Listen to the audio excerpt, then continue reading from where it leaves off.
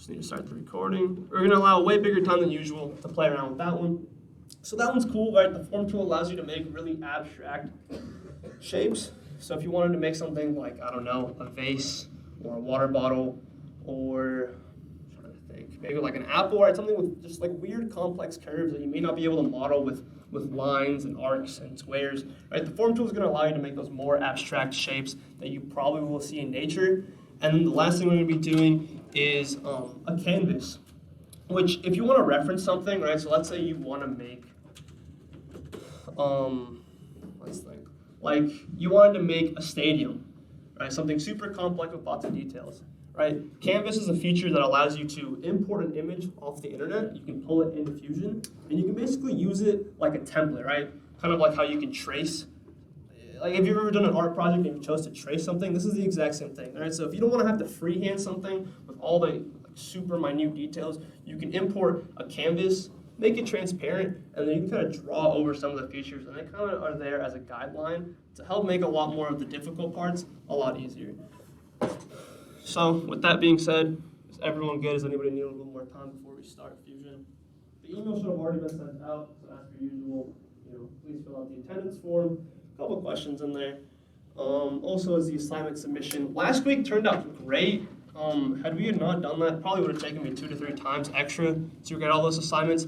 Having that one big folder, or that one big file, where we can just open it up and look at them all, worked great. So probably for the rest of the class, which is probably just going to be today, because today is the last day of assignments, right? Next week we're going to start the projects.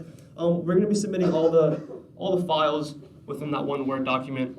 And then, again, the lecture slides are attached in the email. So if you want to work ahead or want to recap something that I said, that's where you're going to be able to find that information.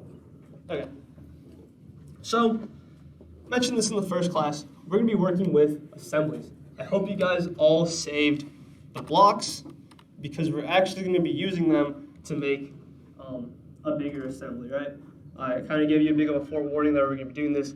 If not, right? Very simple shapes, so hopefully you can CAD them up really quickly. Okay, so I'm going to open up Fusion, and I'm going to show you basically the premise of an assembly, right? So Fusion's kind of weird in the way where there's not different file types, right?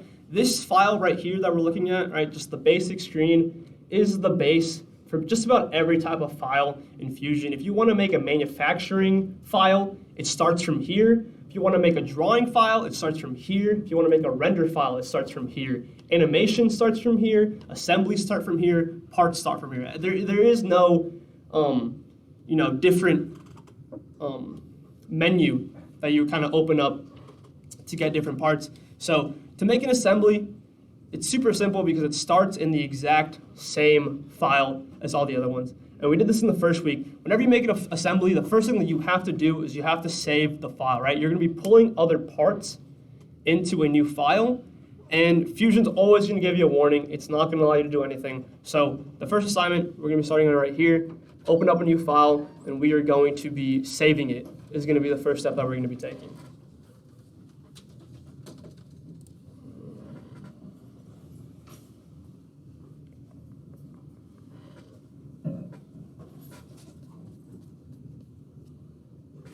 Okay, so push save.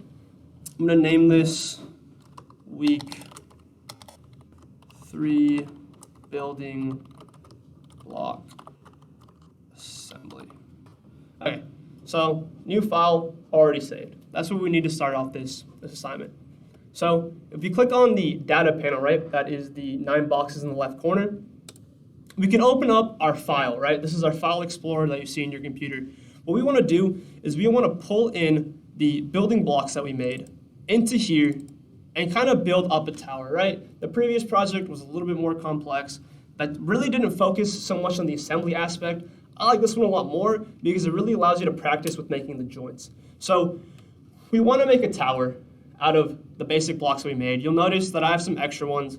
I'll encourage you to make some extra ones just to make it fun. And just experiment, right? It's super simple assignment. You can make it as bland as you'd like, but go all out if you want to. Made a couple extra ones. So what we're going to be doing is we're going to be importing these blocks into this file, and we're going to be building a tower, right? So whenever we're building a tower, stuff is being placed on top of each other. and we kind of need to set contact laws, right? We can't be allowing parts to be inside of each other. Gravity's a thing, so we can't let parts go through each other. So we're going to be pulling multiple parts into this file, and we're going to be telling Fusion, all right, I want this block to contact this block at this point and hold it in this position.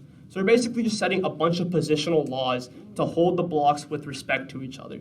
So the assignment basically just asks you to kind of build a tower out of 12 blocks and use a variety of them. I'm going to just do a couple because it is very redundant, but I'm going to show you the general premise of how an assembly works. Right? So I imported a first block. This is just a regular rectangle. I'm going to import it in, push OK. Good practice whenever you're working with an assembly. You typically want to put your base, right, your biggest part of the model in first. So like if you were gonna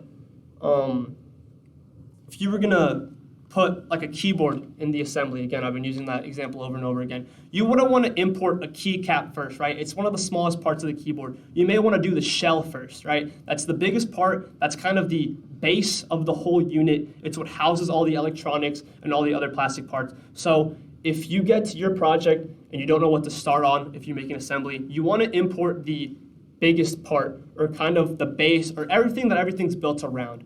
So in this case, right, I'm going to build my tower around this block. I'm going to import it, and the first one, I always want to ground it. So I'm going to click on the name on the left-hand side, and I'm going to right-click, and I'm going to go and find ground, right? It's that second to top option at the top.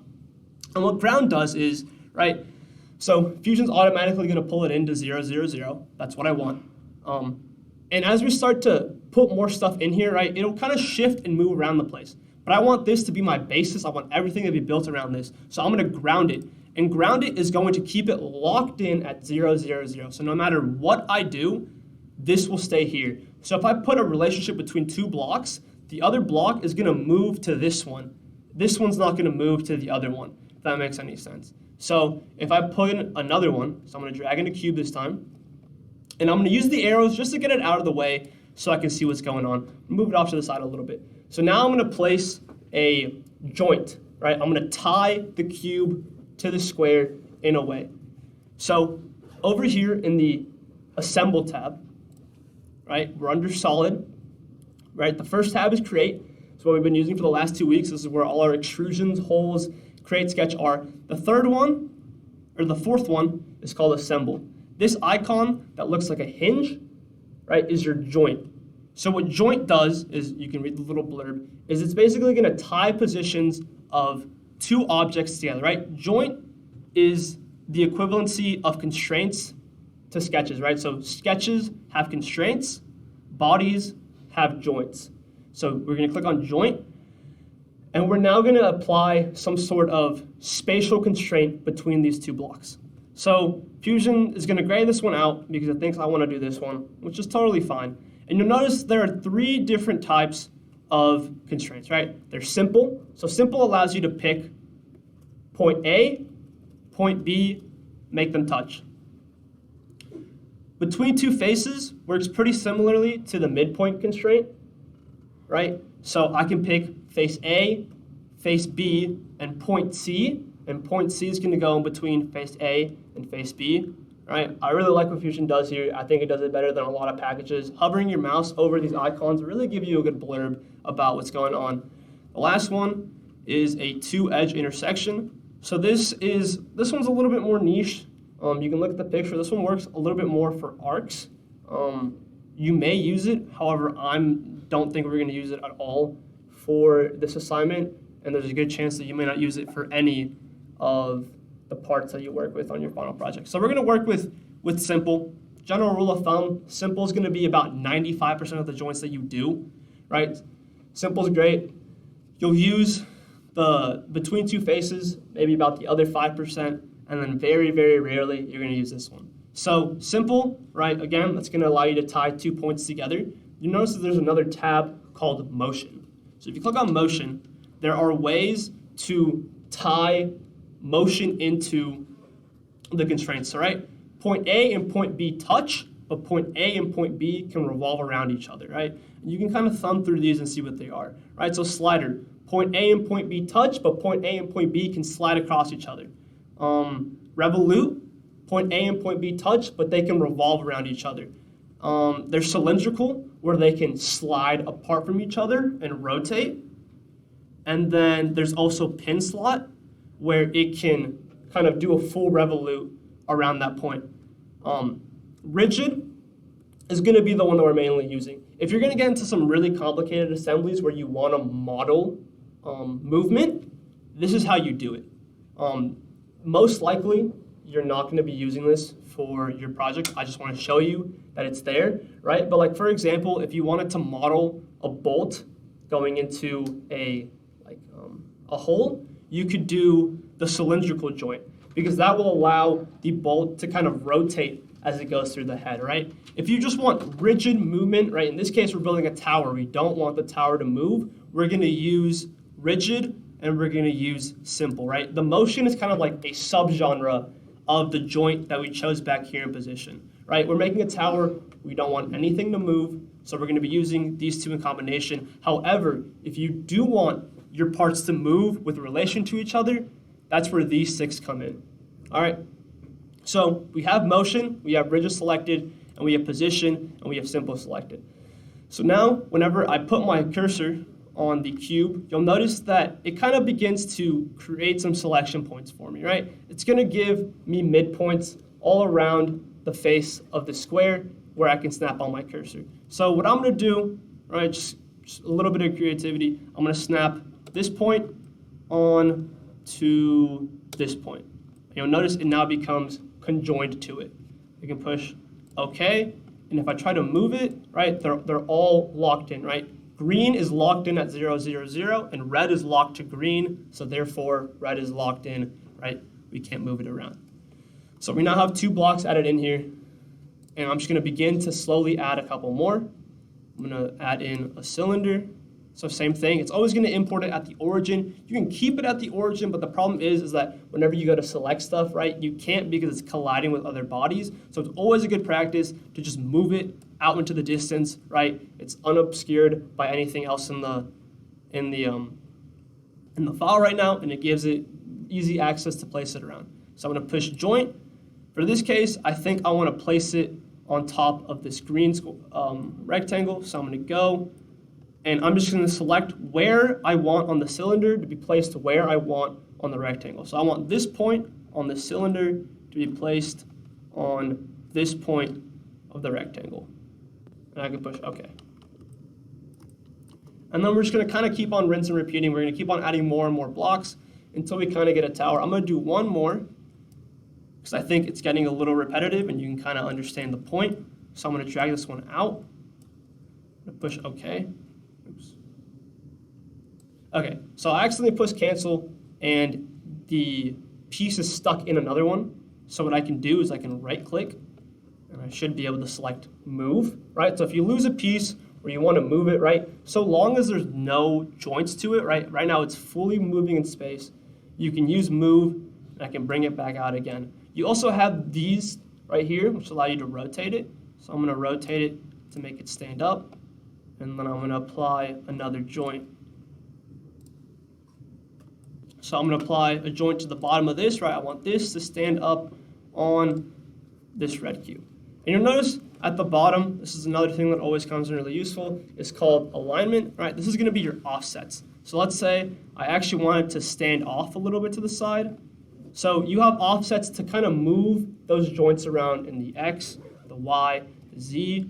You have an ability to rotate it this way. So if I wanted to, I could actually just leave it like this, and I can make that my first tier of the tower, right? So the assignment is to just make a simple block tower, right? Nothing super fancy. Use at least 12 blocks.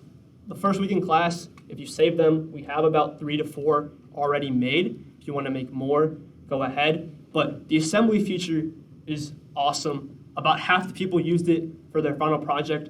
And this is all about just showing you how to combine multiple parts together in like this big spatial plane. So we're going to assign about maybe 15 minutes to let you guys work on this. Should be really simple. We have 5 TAs here today, so if you have any questions, please raise your hand and we'll come over and help. And yep.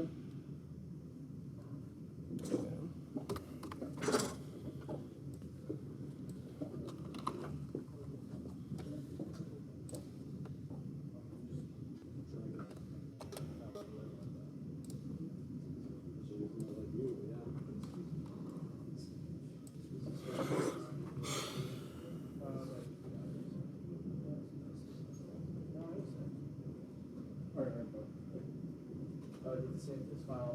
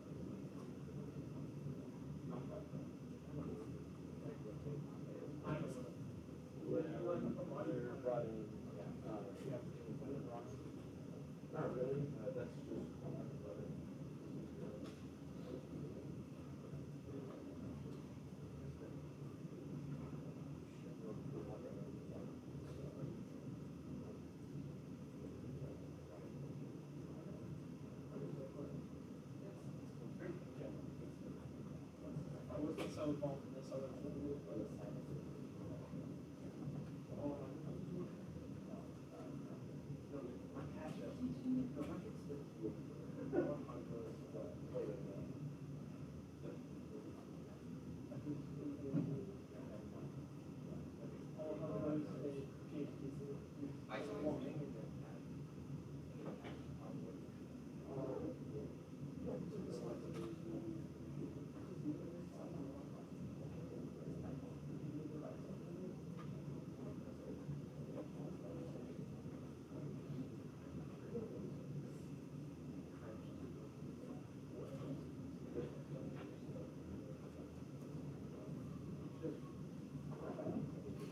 Really quickly, I just want to show you this. I noticed that a lot of you are getting like really big towers, which is great. You'll notice that these little icons, right? So if you ever want to delete a constraint, you can right-click and delete. Or if you ever wanted to edit it, there's this way as well. If you get really big assemblies, talking like 100, 200 parts, right? These are going to be all over the place, and they get very annoying.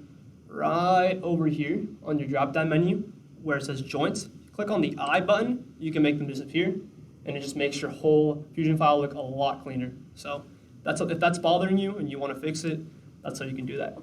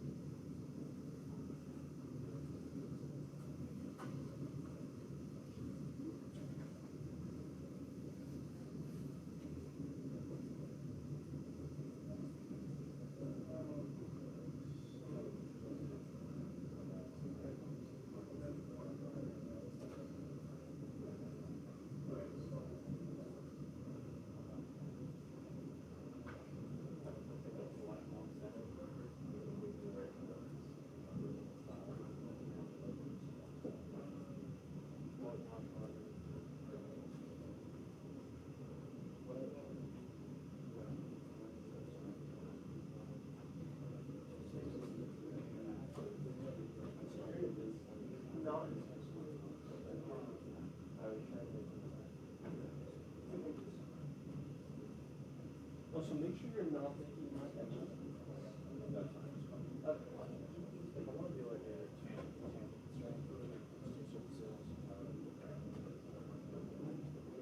Okay, so Fusion only kind of gives you the basics. If you want anything extra, like a tangent constraint or like a specific point, you go on to, so in this case, I open up the cylinder, and then add it onto there and save it. So you could add a plane, you could add a tangent plane over there, save it, and then constrain the plane. Or like if you wanted to make like a super weird point off center, you can make a sketch, put a point on there, save it, and then import it in there. Okay. It's a little annoying and redundant, but if you want to use something extra, you have to go back to the sketch and make it.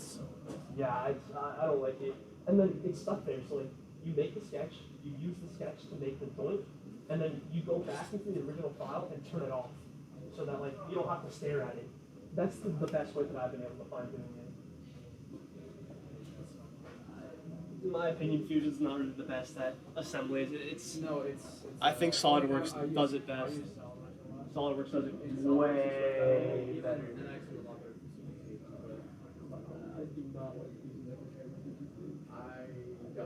I know how to use it. I think SolidWorks is great because there's like the constraints tab is like 25 different icons, and then you open up Fusion and there's like it's just like it's such a downgrade, and you just feel like limits you. Yeah.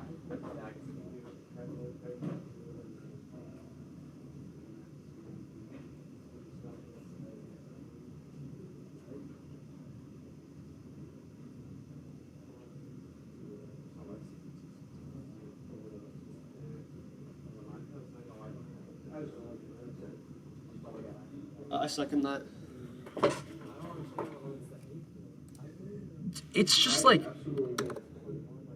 yeah, like I think it's a little unfair because like, no, that's why I complain about it. It's like I know fusions, like or I know cats, like I'm able to figure out stuff. Like it's such a steep learning curve for a first cat package. Oh, 100%. Like they're like sometimes the homework is inaccurate, and it's like go find this button, and the button doesn't exist. So like I have to go find forums and YouTube videos to find other ways to do stuff, and it's just like And their actual website isn't. yeah, it's just like I like it because I see the upside of NX. Like it's awesome some of the things that you can do on it, but like the learning curve for a first CAD package is so steep. I think it's a horrible one to start on. Having had CAD experience, I can definitely see like why it's used in industry, but starting on it. Oh, I'm so glad I did start with that. Exactly, yeah. And Fender, oh my god. That's what's saving me in class right now is my prior knowledge because like trying to just go based off what they've taught us has been very good. Because it's just such a I kind of different like package. the format of the class though, where it's like you have to have stuff. I mean, that is fusion. That is CAD as well. It's just like, oh, it's just like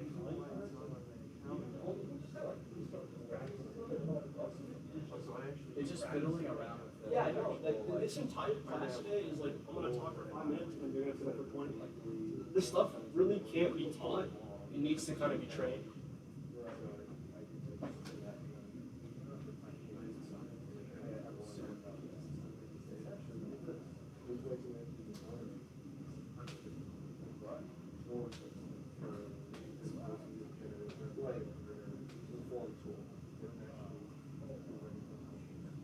Essentially, you turn a cylinder into wide in a certain spot.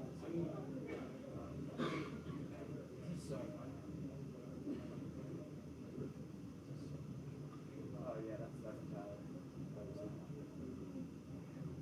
Around. Second. And you go,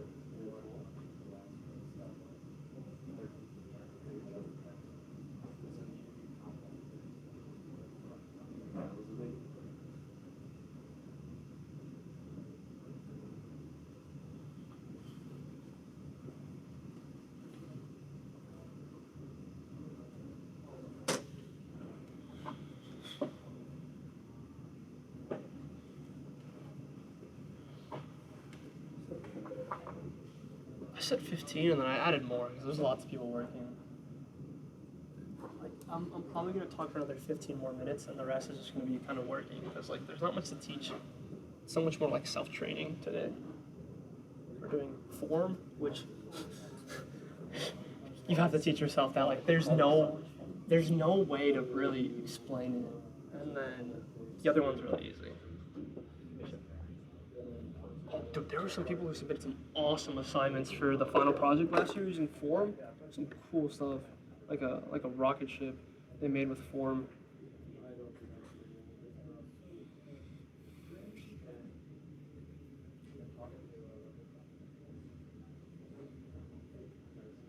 like local here.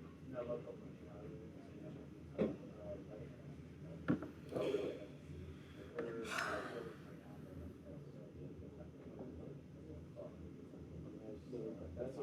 That's my end. So that you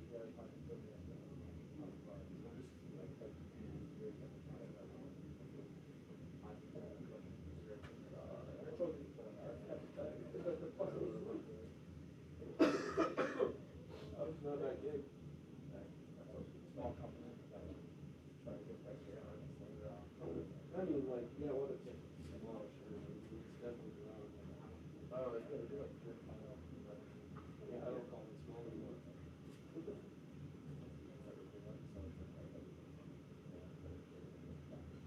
Maybe like 5 years ago. I don't know. Compared to like I would say that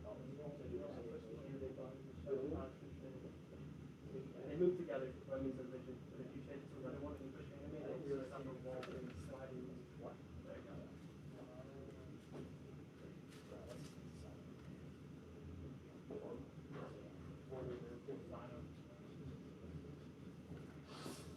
Oh, man. No, I just want to. Right there.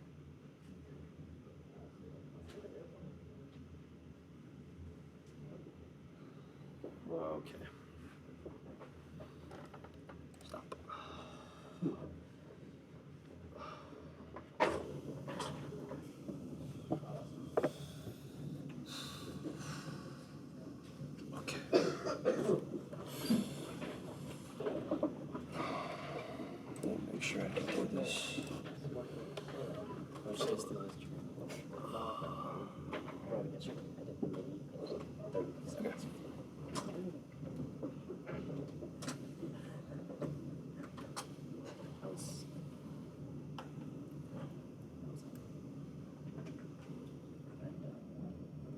Okay, does anybody need extra time? Because if not, we're gonna move on to the next one, and this next one is gonna take a lot of time. So, just wanna make sure how we're doing. All right, everyone's good? Okay, so we're gonna move on to the next assignment, which is the plane body. Right, so as I mentioned, this base screen of Fusion, right, especially the top left tab where it says create, those functions, those tools, are going to allow you to make a lot of very simple elementary shapes. Whenever you want to make more abstract shapes, right, stuff with complex curves and just like lengths and whatnot, there's a whole separate tab of Fusion called Form, right? So Form works very separate and very differently from this tab.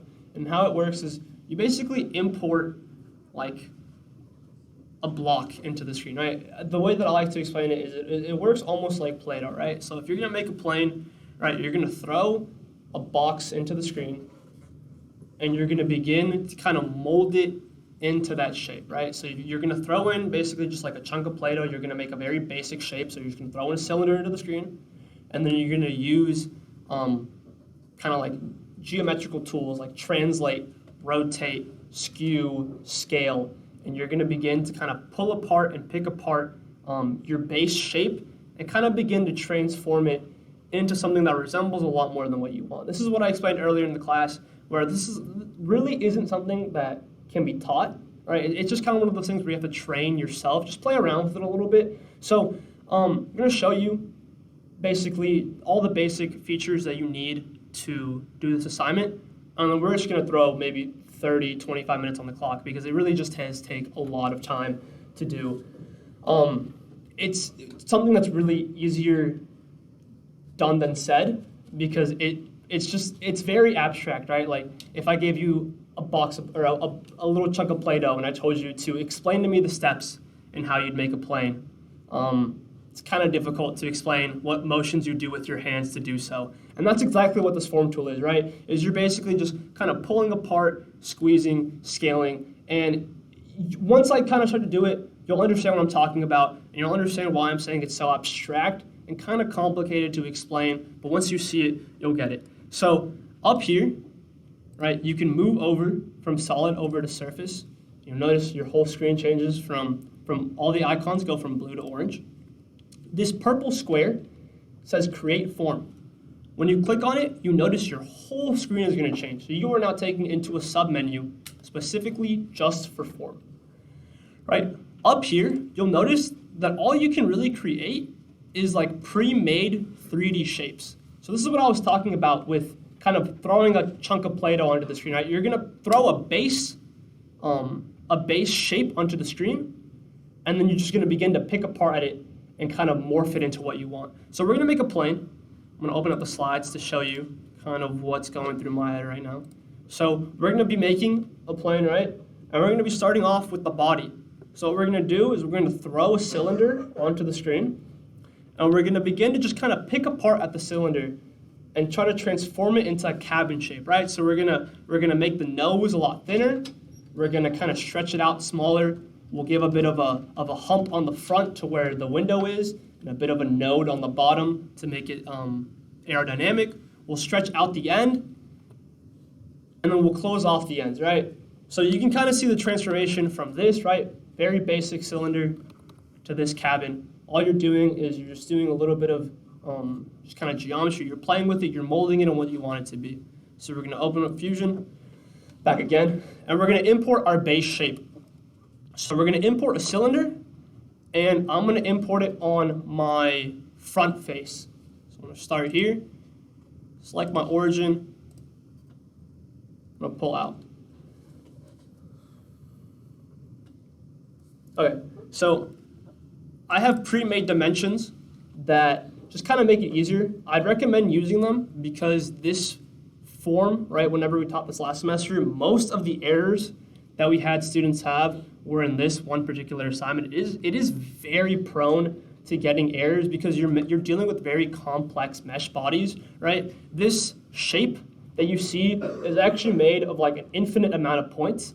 And if at any time there becomes almost like an impossible or imaginary like arrangement of points, it's kind of difficult to explain, but if there at any point there becomes like impossible geometry, the whole thing breaks. So my recommendation is to just take small steps at a time, right? Don't try to do big things at once. Just slowly do it at once. Do something, push OK, all right, it's saved, great, move on to the next part, right? Because if you do big changes, you may find that walls start intersecting or there's like super flat intersection points that can't be modeled in real life shapes. So there are dimensions on the PowerPoint slides, right? These are the ones that have been provided to us. This is going to be one of the few times where I'm going to recommend that you use them because it just makes it a lot easier. We've tested them before. We know that they work. So we're going to throw in our diameter of 1 inch. And then the next option is going to be our diameter faces, right? So you'll notice that going around one of these sections of the circle, right, there are 1, 2, 3, 4, 5, 6, 7, 8, right? This diameter faces is how many sections do we have going around one revolution of the circle. We're going to keep it at 8, right? The more faces that we have, the more complex and refined it is, but with more, with more refinedness, we can add a lot smoother details. 8's a good number as it gives us good amount of detail, right? If we go smaller, we kind of lose out on detail. It becomes easier to model. If we add more, it becomes harder to model, but it's easier to kind of get those finer details, right? For height, we're going to make this 10. So this is actually referring to our length. So we now have that. And then for height faces, we're going to keep it at 5. And then before we save it, you'll notice for you guys, this is what your screen looks like. The bottom section says symmetry, right? We're making a plane cabin. Planes are symmetrical along, right, the vertical. The left side of the plane is symmetrical to the right side. So we're going to add a line of symmetry, and it's going to make it a lot easier for us. Anytime we do a change to the left side of the plane, it's going to mirror over to the right side, right? It's realistic of how it actually looks in real life. So we're going to add a line of symmetry. So we're going to change it over from none to mirror, and then we're going to select with symmetry. And you'll notice that this green band runs down the whole body of the plane, right? That's our line of symmetry. And again, if you think about how a plane looks, right? This side over here is fully symmetrical to this side over here. So this is all of our settings just for the setup. Now we can push OK. So this is our base shape, right? So we've thrown basically a chunk of clay on the table, and now we're going to begin kind of morphing it into the plane. Really quickly though, what we want to do is we have an open shape, right? You can notice that if you pan over, you can look through it. We want to make it closed off. So we're going to add off ends to both sides of the cylinder, so that way, instead of having like a paper towel roll, right, we have a closed off cylinder. So under modify, we're going to go find fill hole, right? I'll give you a second to find that.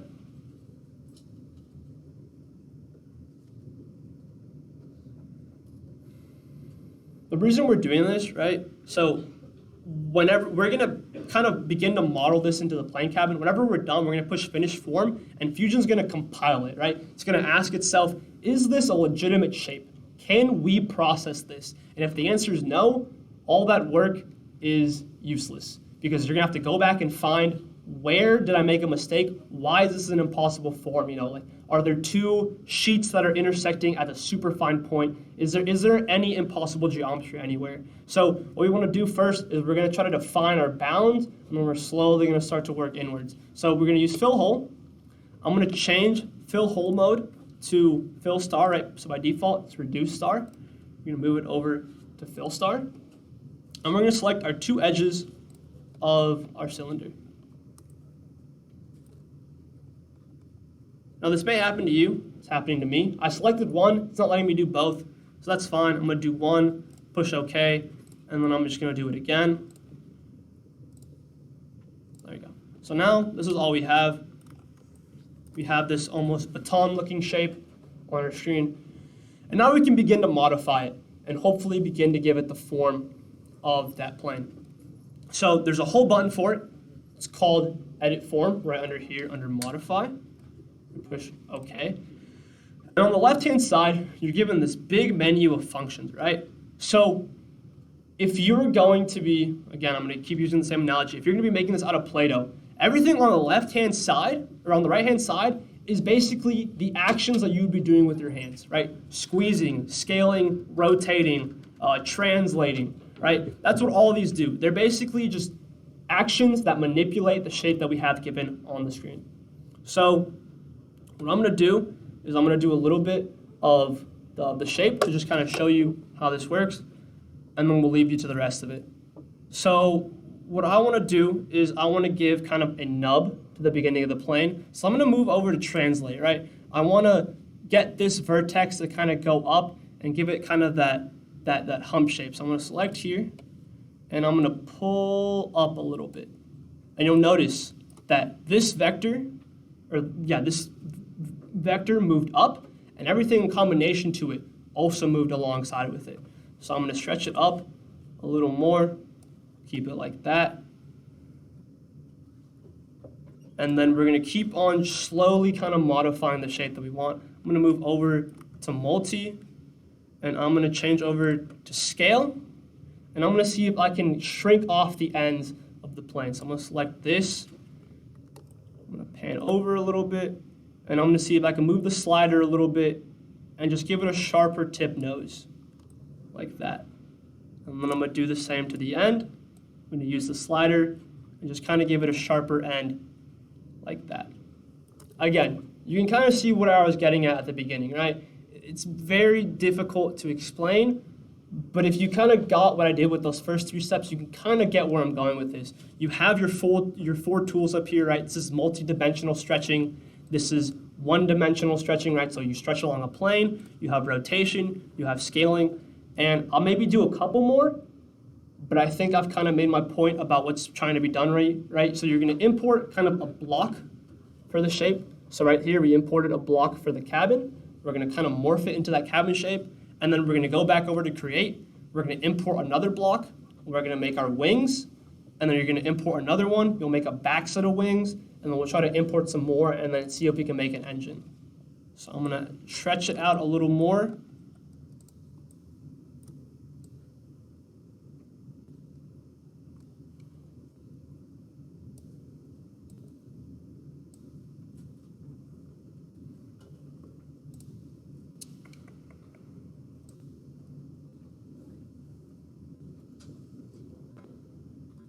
And you can see there's really no methodology to it. I'm just kind of grabbing and playing around with it and just trying to form it into the shape that I think looks best.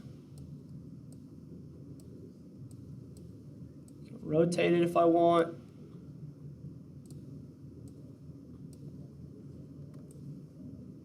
It's a little flat, so I'm going to grab this and I'll try to stretch it out a little bit. But I think you get the whole premise of it, right? Does anybody want me to kind of explain a little bit more about what's going on, right? There's really only 4 tools, and it's using a combination of those 4 tools how you get these really complex shapes, right? You're just doing different combinations of pushing, pulling, squeezing, rotating to kind of morph it into that shape that you want, right? So the goal for this assignment is to make a plane that looks like this, right? This was somebody's prior project in a previous class. So your goal is just to make a body, 2 pairs of wings, and then 2 engines, right? We understand this is really difficult, might be leaving you in the dark a little bit, but we're gonna allow a lot of time, and we have a lot of us here. So please ask us questions. At any inconvenience, we'll come over and help you out. But this one we're leaving to you guys to kind of teach yourself. We found out that this is the best way to kind of do it, and we're gonna throw in maybe 20, 25 minutes. We'll come back in a little bit, see how you guys are doing, maybe talk a little more, or maybe give you guys more time if we need.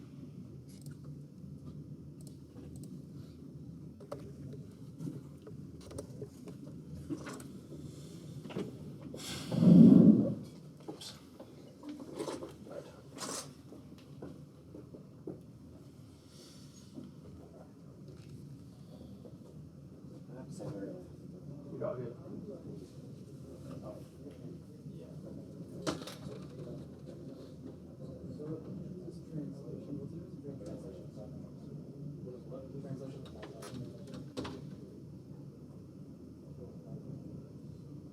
Yeah,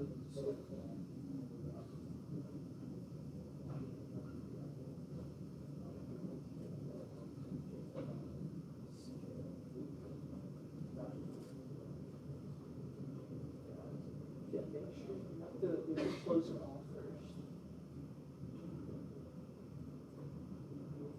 Yes, push cancel. We need to make it, right, 'cause we're going to do all this work, and then we're going to compile it. And if it's not a valid shape, all the work you've done isn't going to render, and you've lost it all. So you want to make it a close shape first. Go to cancel under create, or no, modify. Modify is fill. Select the edge. Change it from a star to a different star. Push OK, and then do the same thing over to the other side. And then yeah, you're going to use the tool you were at earlier. You're just going to kind of grab the vertexes, you're going to grab the bases, you're just going to kind of pinch and pull and try to modify it into what you want it to look like. It's really difficult to try to teach, it's just something that you have to play around with. No, that's not too bad. I do first. Make sure you get that. It's a fill hole under modify. Yeah. No. So add like the wings. When you're finally done with everything, then push this one back.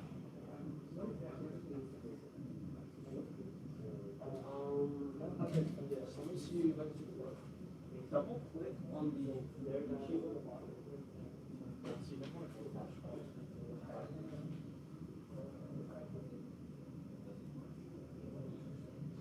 What about the body stuff?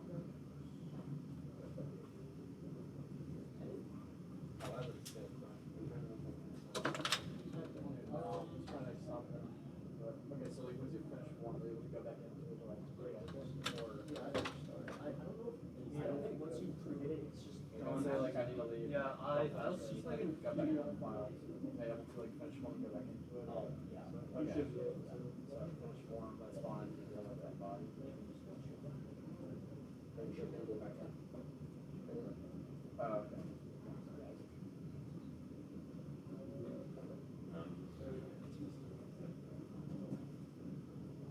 Yeah, I don't know what class semesters will get fancy ones like that.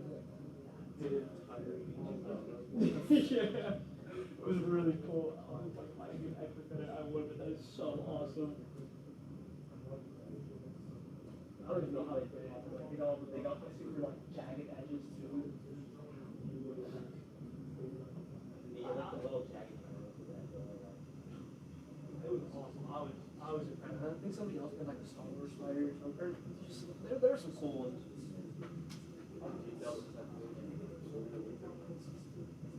Two wings, two engines, and a body. That's it. No, I think that was oh, I didn't know.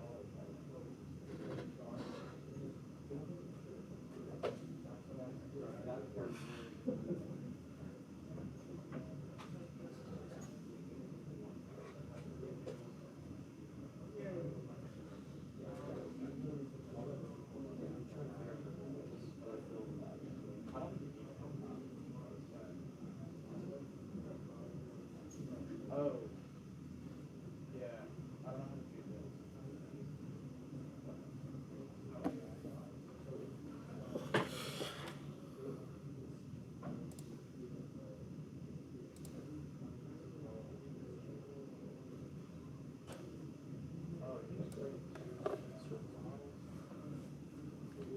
So you're like you're just assembling a bunch of different things, right? Yeah, all of the same form. So don't make the body and the finished form. So that one you're doing it all in that same that same form because you want it all to be meshed together. Keep them separately in pieces. They'd be different meshes. All in the same form. Yeah. So I'm gonna just grab it. If you're gonna make an engine, open up the other one and then make it. Because you want it all to save into that same form. So I can just like start sketching now and create a new one, or do I have to?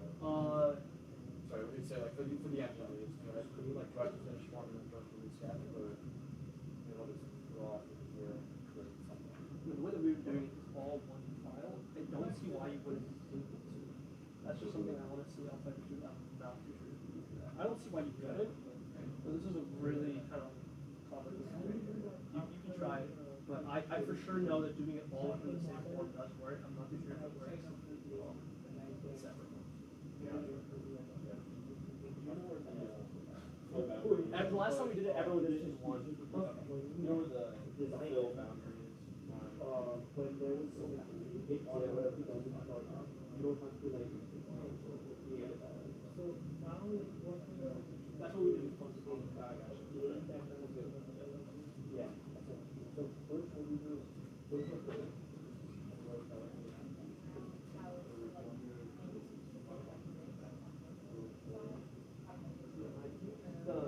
This one that you're on, the translate one doesn't really work well. I found out last semester that this specific one and this is a multi-axis one works great. Also, rotating using you see the dots? Yeah, rotating them different ways works well too. Also, that third one, that one's also useful too because it allows you to just select like lines and points. So if you want to get like super fancy, that lets you select smaller things instead of like the bigger pictures.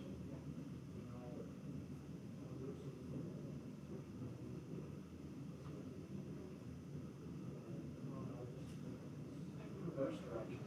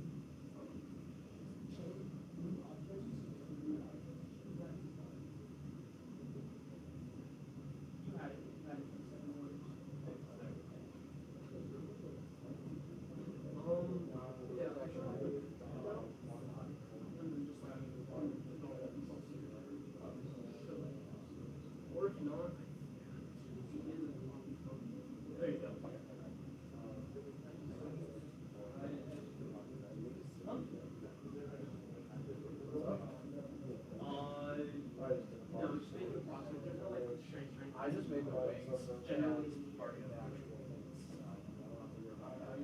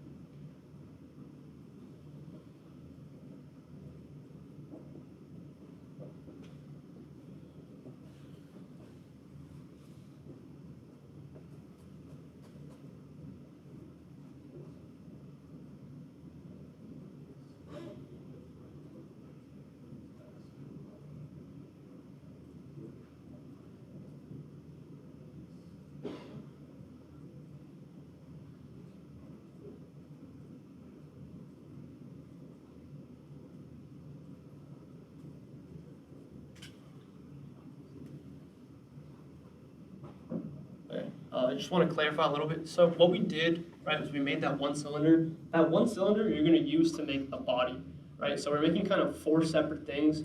We're making, or 5, 2 engines, 2 sets of wings, and the body, right? Each of those are separate objects. So do the same thing all over again. Don't push finish form. Stay in that one file and just create a new shape. Model it the way you want it to, and then under modify is the move tool. So you can then use the move tool to kind of put it positionally where it should go, right? It's okay if stuff intersects, because whenever you push finish form, right, it's just gonna kind of take the surface, it's gonna compile that all into one body, right? So just do a different body, the same way that you showed you, right? Just import the shape, close off the ends, do that for each of the separate components, and then just use the move tool to kind of get them all in combination next to each other, all in that same form, and then push finish form, and it should be able to compile it all for you.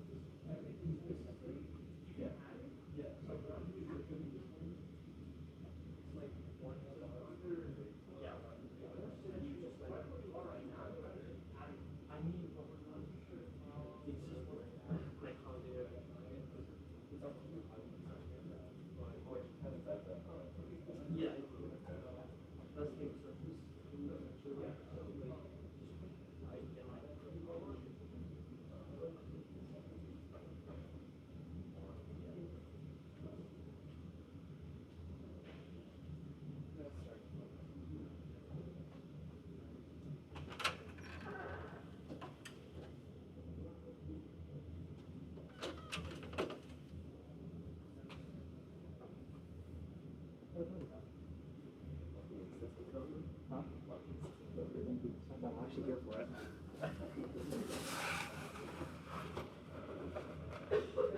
Yeah, enough.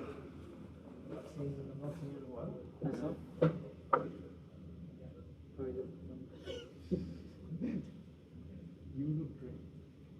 I don't know, it's just been a long day. I haven't been out. Wait. Is it Arnav or Rishi? Rishi. Shit, my bad. I have another friend. I'm so sorry. Confusing with the other team. There's a lot of us. That is true. Where's that? Is Oscar here? I want to meet everyone. I'm meeting you already. Who else is it? Cameron? Cameron?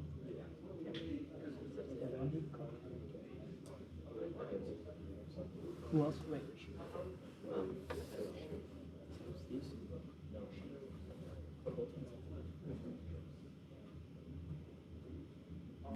What do you guys know? We just put on the phone together. We're making a phone call. Okay. So we're messing around with the phone, basically. That's cool. Yeah, this stuff is like confusing. Really? I mean, it's not confusing. It's just like it's not intuitive. In what way? As in, like, a girl just asked me, "Do I make multiple like bodies, and how do they connect?" And I was like, "I don't know how they connect." So then I went to ask Oscar, and he's like, "Oh yeah, they'll just auto connect." I mean, they can. Yeah, you can make them connected. It's called a joint bond or something. Well, yeah, but that's not. You can't do that with forms. Yeah. Hey, Oscar. See? Yeah. I know you were stopping by. Yeah, why not? I texted Audie, but he said he wasn't here. Yeah, no, Audie hasn't been last 2 weeks, I think. I've been busy. I don't blame him. I know last week we had a midterm. Yeah, no. He's good. I mean, y'all setting up this has been great. I have 40 people. Oh, Colton? Pranav. I'm taking these internal lunch festival. Yes, it was nice to meet you too. I stopped by because I was I've already met Bernardo. Yeah. He's already in ASME, so. Yeah. Yeah, George is in the black, and then,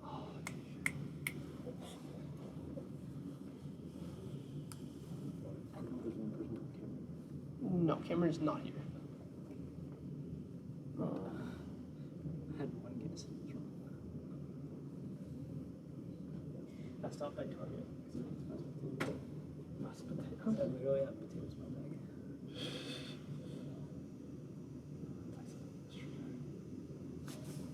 What do you guys want to That's Rishi. I think. It's either Rishi or Shane. I think it's one, two, and white. Yeah. Yeah. We are going over assemblies, form, and then canvas. Yeah. Fun stuff.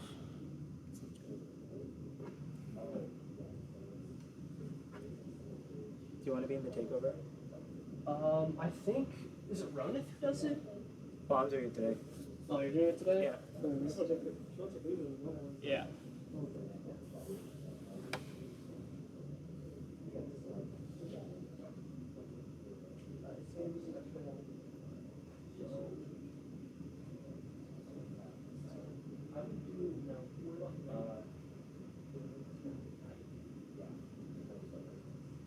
That would make the left wing symmetrical to the right wing. So long that it's, yeah, once, yeah.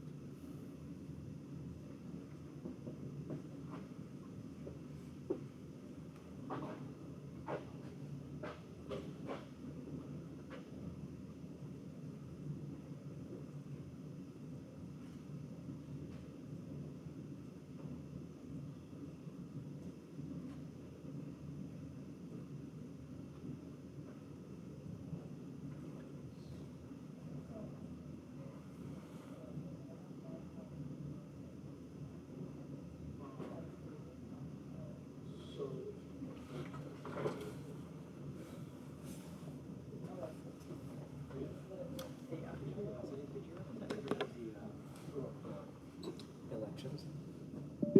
I don't blame you for thinking. No, I didn't know if you. Do you want me to say something about it, or do you want to say something about it? I mean, you can tell. I don't. Okay. I know people like if they're in the middle of doing stuff. I know. What time is I that? saw a Okay. timer going off, but No, it's okay. It's like. it's just like yeah.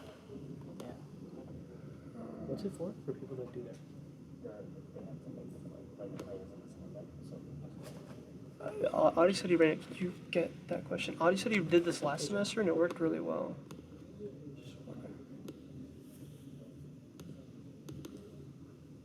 I do. Yeah.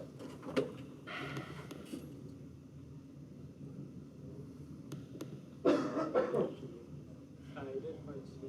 I mean, part C is our just the same way as the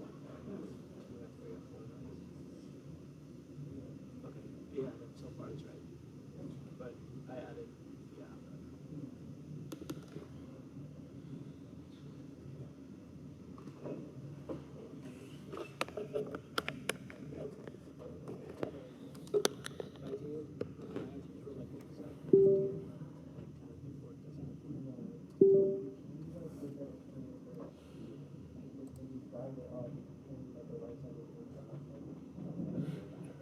You guys can look if you want to, but I'm pulling up some from last semester. There's like a really big skill gap for this. All right, a big ceiling for what you can do. These are some of the best ones that we got last semester. This one's a whole Boeing 737. It was really, really, really well done. There's some other cool ones here. Let's find where it was. This one was good as well. Like a good detailed, almost like fighter plane. And I think we had one that almost looked. We had this one. Thought it was funny. It looked almost like something out of Star Wars. I mean, it met the requirements, so it passed. But I mean, a lot of variety for what we've had before in the past. It's another good one.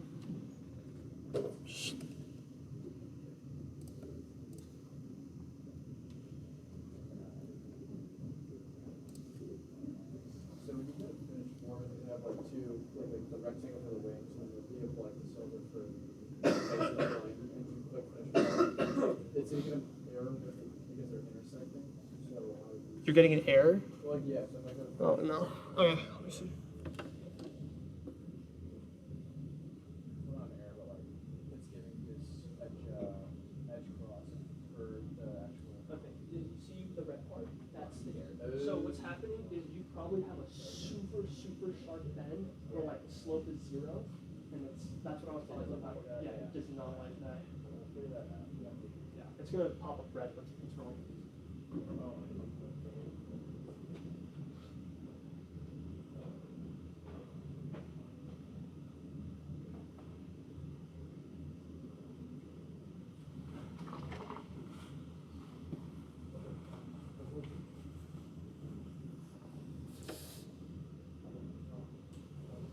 Yeah, actually, that's Okay. I'll give it 4 minutes. I'll give it like not half of these that I ASME. There's also like another half of the people who just watch it regularly.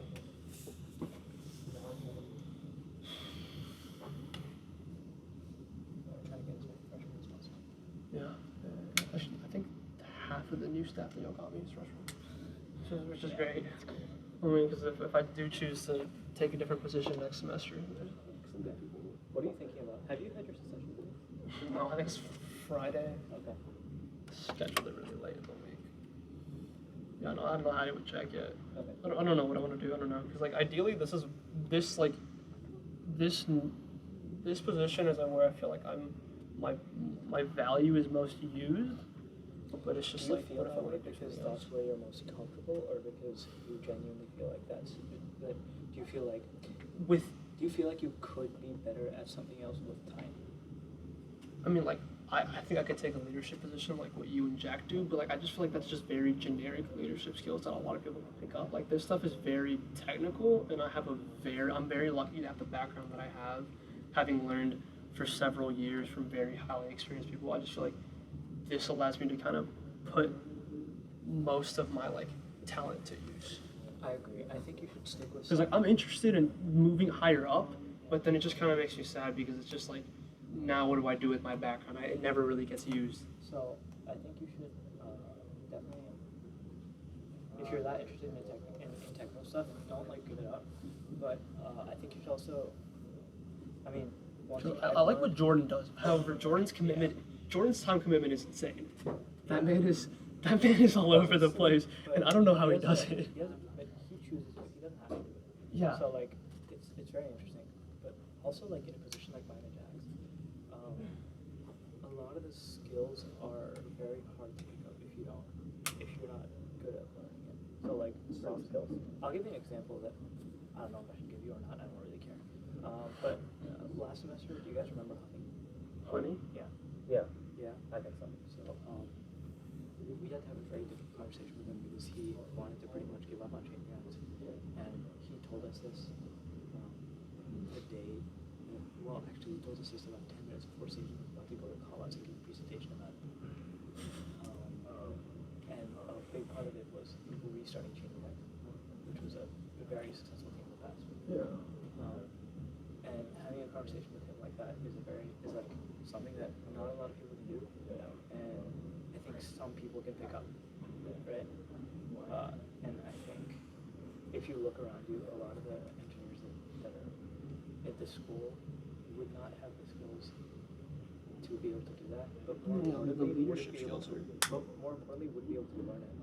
So regardless of whether or not you have it now, if either of you or anyone for that matter feels like they can learn it, I think you should consider it because later on in your career it'll help you a lot. Yeah. That's what I'm doing next semester. I mean, I'm applying, but it's not that. Like, I feel like I can like soft skills that I can pick up, like trying to do like outreach and external, because doing outreach makes me uncomfortable, and I should be comfortable. Yeah. But I'm interested in it, but I just want to make sure that someone knows gonna fill up this position. Oh, sure. Yeah. That's completely understandable. Yeah. But that's part of like it's the stressful thing. It's part of my responsibility to make sure that happens. Sweet. Like we got you in here. Right? Yeah, to fill up after Jack and Ari. Yeah. Yeah, it's not like a narcissistic thing. Like, I just want to make sure like all this progress keeps going forward, Yeah. and that like the next person that comes to fill in, can kind of keep the momentum going forward. Because like we've taught myself alone, not even including Adicha and Alejandro. I mean, I've taught like 120 people CAD this semester, That's impressive. which It's is insane. awesome, and It's I'm so insane. happy about it. And like that's like a real impact you're making, which is great. How do we use this? Is it like here? There's a super big gain. Oh God, not gay. Just tap a little bit. Make sure. That's what I was doing. Just tap. Yeah, there we go. It's super sensitive. Hey guys, I just wanted to interrupt real quick. I don't want to take too much of your time. My name is Pranav. I'm ASME's internal vice president, so I oversee all of our design teams. For those of you here who are ASME members, I would like to let you all know that our elections have opened up to be for other leadership positions within ASME. If you're all on the Slack, then you will see that our president, Jack Walsh, had sent a message about it with the application form, as well as a document with all the position responsibilities. If you guys are interested in that, or it's something that you might be interested in, go ahead and apply. It's a really good way to get some super valuable experience. Yeah, and if you're not on the Slack, you can join it through the website. Yeah, that's all for me. But thanks.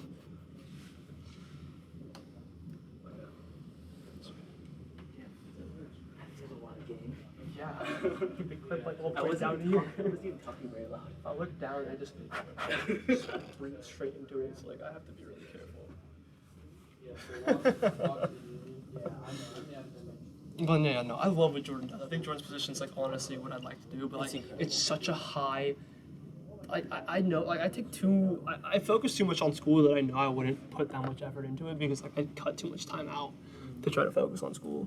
Jordan's like a very I love that man. efficient person. No, no, he has everything put together, and I don't feel like I'd be willing to sacrifice like. He's also smart enough to like, if he has an assignment due in 2 hours, like he'll do it in 30 minutes. That's just great. Whatever that if you want, if you put pressure on yourself to do it in a certain time frame, you will do it in that time frame. Pressure makes time. Is that what you're trying to say? No. There's like a thing that's like, if you like put it on your schedule for like 30 minutes, you will get it done in 30 minutes. Oh no. Okay, hold on. That's what I try to do. It's possible. It works for statics. Yeah. Mostly. Works for statics mostly. I need to email this image out to everyone. Or else this is not gonna work. Is it helpful not having more teammates? Oh yeah. Because I can sit down and take care of like the behind the scenes stuff. Like we're about to move on to the next section. Like what do I need to take care of? And I have lots of people who can help me out with. Yeah. Okay, I'm gonna head out. All right. Thank you, Pranav. Dude.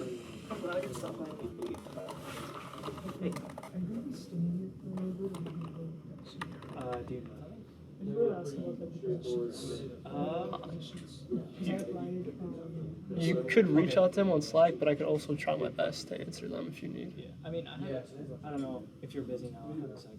Yeah, I'm gonna have to go. Are you in small projects? I'm not in small projects, but I show up for some of these. I'll be there on Thursday. Okay, yeah. Yeah, otherwise you can always ask. I mean, I should be free anyway, so if you want to reach out to me on Slack, then let me know and we can call it whatever. Yeah, cool. I'd rather have like. Thanks. Yep. See you, Pranav.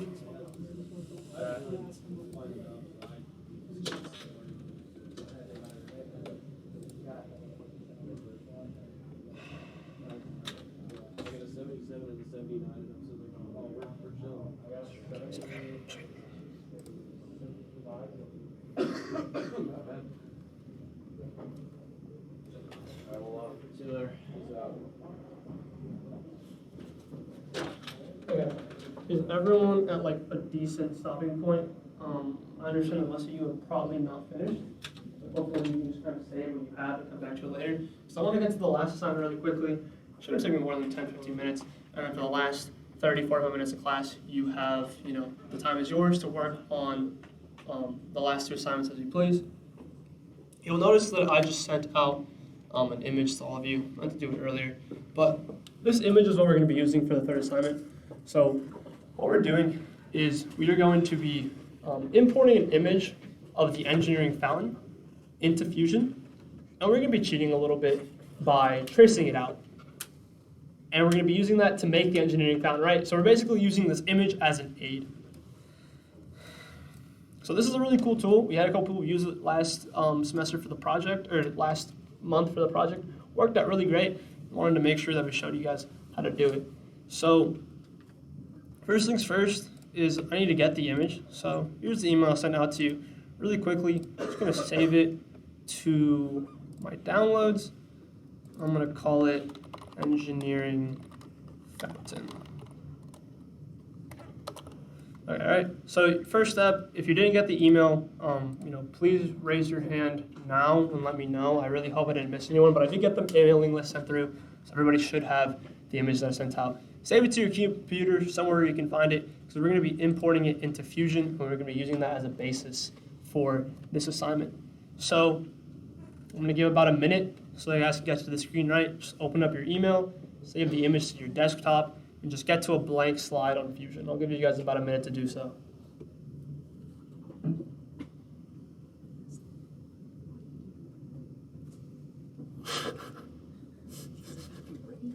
This is more common than that. Never. A what? Like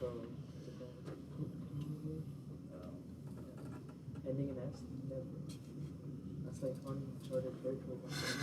You don't do that. And still got it. No, we already did for today. Just comparing our Approaches. Nasty as your first thing. You got the blank.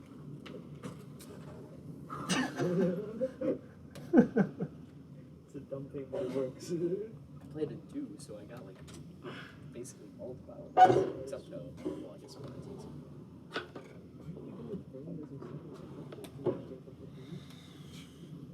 Because I had A and I, and that's what my brain came up with. I got the location for the I correct. So frames. I mean, that's fair.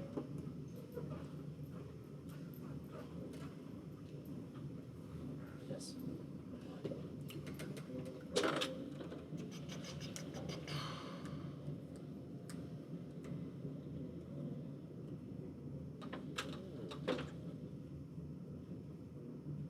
There's two. 265 and 262. Homework for next week? Why are you doing it so early? No, I have wait, 3 are you in exams 262? on the day of the homework. Monday? Yeah. Oh, I was like, yeah, our exam's on Thursday. Why don't you focus for that Are first? you on in 262? We spoke about this when class began. Well, we spoke that we were both in DFQ. I assumed you were talking about 266. Oh, no, I was on I also 262. have an exam Thursday. Okay. Yeah, you said DPQ and exam That's Thursday. why your exam is 6. Mine is 8. Oh, okay, I'm glad we talked about that because I literally showed up late to my exam. Would have been bad. Are you ready for it? No, that's what I'm doing when I get back. Have you seen like the practice questions? They're hard, yeah. They're so. Okay, so we're gonna get started really quickly on this last part. So we have a blank Fusion file. Under Insert, right, under Dropdown, we have Canvas, right? So Canvas allows us to place an image on a plane, and then whenever we select that plane, right, we can now kind of reference that image. So we're gonna select Canvas. It's gonna pop up this import screen.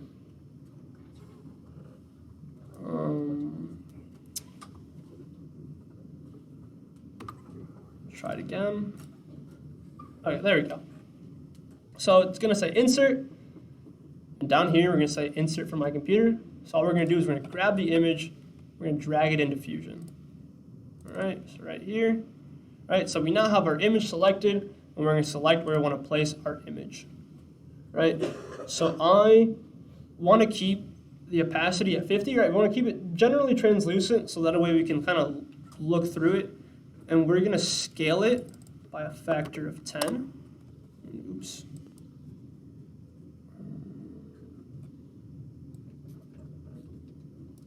My bad. We're gonna, the last section, or the last option is scale plane. Scale X only does X, scale Y only does Y.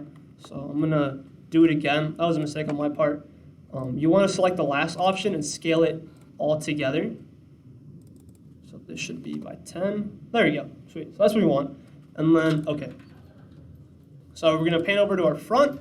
So we now have this right here. We're looking right at it. And what we're gonna do is we're gonna trace this right here. If you can kind of see where my cursor is. We're gonna trace one of these wings of the engineering fountain. And then we're gonna revolve it multiple times around a center point. and we're gonna make a 3D model of the engineering fountain from this 2D shape. So we're gonna create a sketch. I'm gonna start here. Flip that over for me. I'm not too sure if that'll happen for you, but I'm gonna use the arrows up here and reorient myself. You'll notice, and I'll tell you right now, this arc right here is a little complex. You could probably model it using a circle, but it's not the same radius all around. So we're gonna ignore it for now, and we're just gonna do the other parts of the fountain, and we'll deal with it later when we get there. So I'm gonna use a line tool, and this is just an image, right? There is no way to grasp the end of the image. You'll notice that if you zoom in, the resolution kind of becomes a little bit worse. It becomes more pixely. So this is going to be kind of a freehand, right? You want to get it as accurate as you can. So we're going to begin to slowly trace out the engineering fountain, and we're going to avoid this arc, so we're going to deal with it later. So I did the top. I'm going to come down here, and we're just going to leave it like that. I'm going to push escape. That's all I'm going to do for now. We'll get the arc later. We'll give you a second to do so.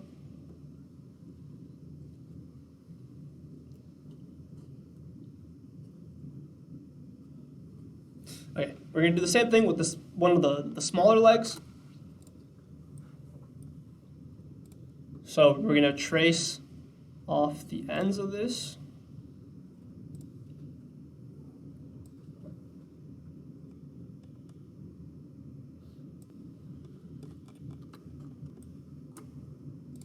All right, so now we have just this, right? And we're missing the arc part of the fountain, right? As I said, it's not an equal radius, and that's because, well, if you guys didn't know, that arc is actually the function e to the x, right? It's exponential, so there is no straight radius that we can draw to connect all these points, right? It's an exponential function. It's how they designed the fountain. So we're gonna have to use some more of a complex shape to kind of piece it all together. So right up here, we're gonna use fit point spline. So what this allows us to do is we can select points along a path, and as we begin to select more and more points along a path, it's going to begin to kind of smooth out the distance between the points, right? If you put them all on the line, it's just going to create a simple line. But if you begin to place these points along an arc, it's going to begin to calculate, the trajectory that you're placing and the direction that you're placing all the points. And this is how you're going to make, non-regular arcs that don't share an easy radius. So we're going to use fit point spline. And we're going to connect up here. And we're going to take steps slowly down the arc of the fountain, right? The more steps that we take, the more rough it's going to be. It's a lot quicker, though. So we're going to try to find like kind of a fine point, right? If we put too many points, it's just going to take a lot of time. If we put too few, it's going to be too rough. So we're going to maybe try to put 5-7 points all the way down here, all the way to the end. So I'm going to go just a little bit down. We're going to try to click here.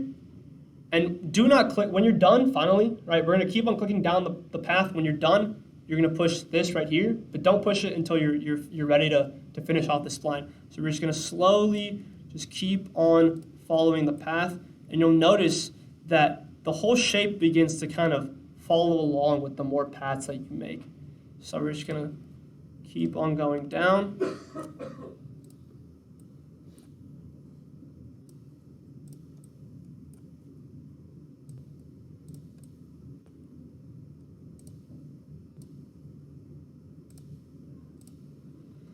There you go. And you'll notice you'll have all these green lines on your screen, right? These green lines are going to be your tangents to the point. So if you want to edit any of them, you can try to find the original line and smooth it out that way. You can also use these to kind of round it off as well. That's just for the finer details if you want. But if you zoom out, you can see that we actually did a really good job. We got a pretty accurate profile of that. So we're quickly going to do the same thing to this bottom one. And then we're going to finish off those two sketches, and we're going to get on to the next part.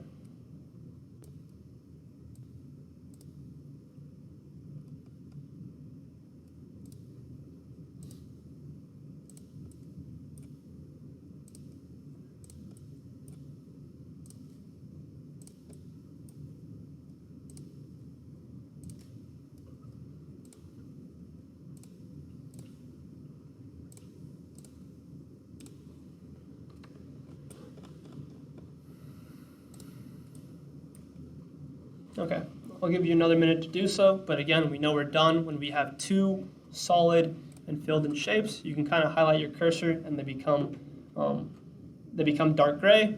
So that tells you that it's a full body. So if you try to do that and it's not showing up as a full shape, that means you missed something. So try to zoom in, try to figure out where you went wrong. But this is all we're gonna do for this first step, and then we're gonna extrude it out a little bit. We're gonna do a bit of a circular pattern. So I'll give you maybe a couple more seconds to just kind of get to this point.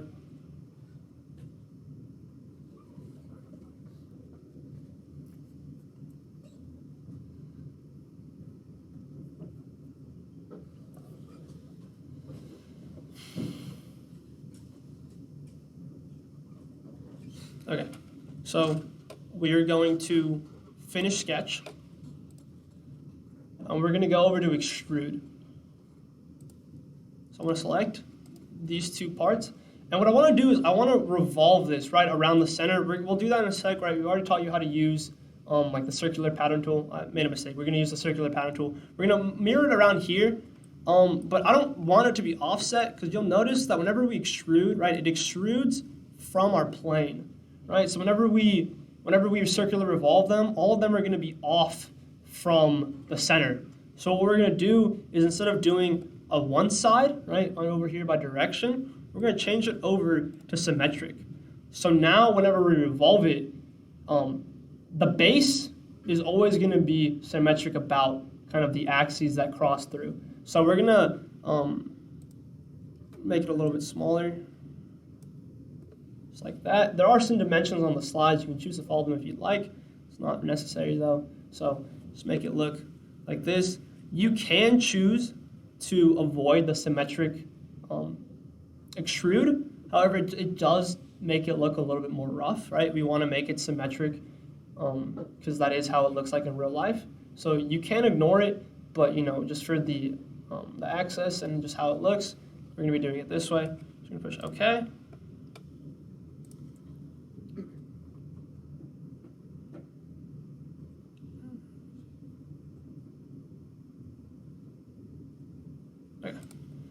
And then really quickly, we're going to be going, right, we're out of our sketch. We've made our body. We're out of our sketch. We're going to go under the Create tab. All the way down here is Pattern. And we're going to go find Circular Pattern. And then from here, I think you can figure out what to do, right? Engineering Fountain has 4 of these legs. So we're going to select the 2 bodies. We're going to select our axis, which is this right here, our z-axis. And our quantity, they assume is 3. That's not correct. We want to make it 4. Okay, and there we go. That is the more so complicated part that we want to teach you. Before you submit the assignment, please read the rest of the details that are required, right? So we want you to go in and actually add these kind of fine details. So just kind of trace over the details so they look extruded, and then add a base to it. So that's self-explanatory with the CAD knowledge that we've taught you so far. Just a little bit of details. This is somebody's previous project, so we want you to add the details to make it look nice.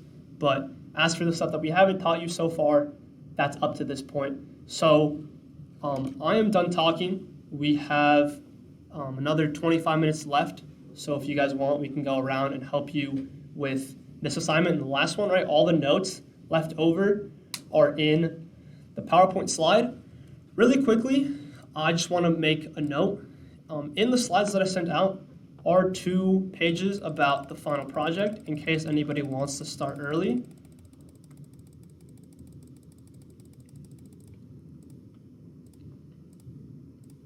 Okay, so the whole goal of the final project, right, is you're going to be making a model. We're going to be rendering it, right? Teach you that next week. And then we're going to be 3D printing it. What you want to do is here is just some guidelines. If you're completely lost, we kind of removed away the constraint of previously in the past, had to be Purdue related. We're kind of opening it up for you to do whatever you want. Obviously, take that with a grain of salt, make something appropriate. But here are some guidelines. Here's some cool stuff that we've seen before in the past. If you want to make something Purdue related, you can go for it. Board game pieces. If you want to do something related to your major, something related to a hobby of yours, go for it. The creativity is out there. You can do whatever you want. We're going to be combining you to about a 3D printing size of like 5 by 5 by 5 centimeters, right? Because we have a lot of print, saves us time, saves us money. I quickly just want to show you a little bit about like 3D printing design and what's good and what's bad. So this will take no more than 2 minutes, and this is because we don't want you guys to go and spend a week designing stuff, and then we're going to come back next week and tell you, ooh, actually, maybe we can't print that. So I'm going to import some files from last semester, and I just want to show you some differences of projects. Okay, so here is a Boilermaker Special. I'm going to slice it, which basically kind of does what the 3D printer would look at. So we're going to slice it, so the 3D printer is going to be like, okay, how am I going to print this? And something about 3D printers is you can't leave empty space. You'll notice that in this little crevice down here, right, there's lots of empty space between, the bottom of the train and the board, and there's lots of empty space in this little crevice and the board. There's empty space here. So I'm going to push preview, and I'm just going to show you, right? You can't leave empty space when you're 3D printing. All of this light blue is called supports, right? So whenever this prints, the printer has to add the light blue for structural integrity. So what that means is that everything inside of this light blue is covered in really thick layers of plastic. So to get all the fine, this was a really good project, but the issue was that it printed like how you see on the screen. So to get the train, it took a pair of pliers and bolt cutters to pull away all the plastic, and it's really difficult. And it's not to shame the student, but it's to show you the design, the design intent of 3D printing. This is acceptable, but it's a little bit more difficult because you're leaving all that empty space. I'm going to show you another one, and I'll show you the difference between them. So funnily enough, this student made the exact same thing. Here's another one of the Boilermaker Specials. We're going to slice it, and I'm going to show you how it looks. Right? So this student actually had a lot of printing, or had a lot of experience with 3D printing, and you'll notice that there's basically very little blue, right? They knew what they were doing, and they filled in the cabin, and there's very little space underneath the train that has to be supported by supports, right? So you can see the difference between the first one and the second one, right? You can't leave empty space when you're 3D printing something because it just fails the structural integrity of the place. So the printer has to place stuff in the empty space, right? The last one had an empty cabin. This person made the cabin solid. So nothing had to be filled in because it was already designed that way.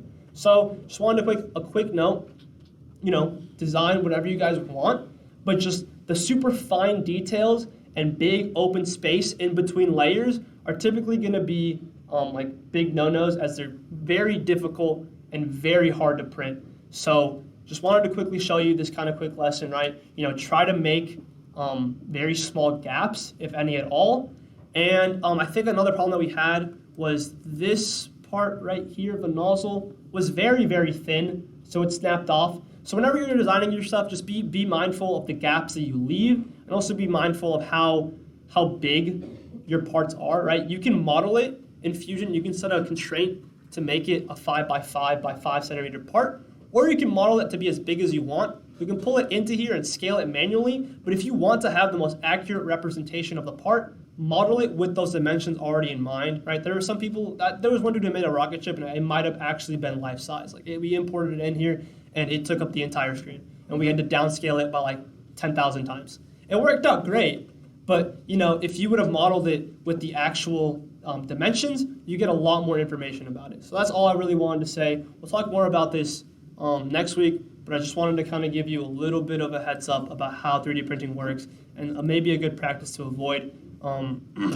We have another 20 minutes, so obviously if you guys still have questions about the last two assignments, I know we really didn't give you all too much time. We're going to be here till 7:30, and we'd love to answer your questions, but that's all we have for today. Thank you, guys.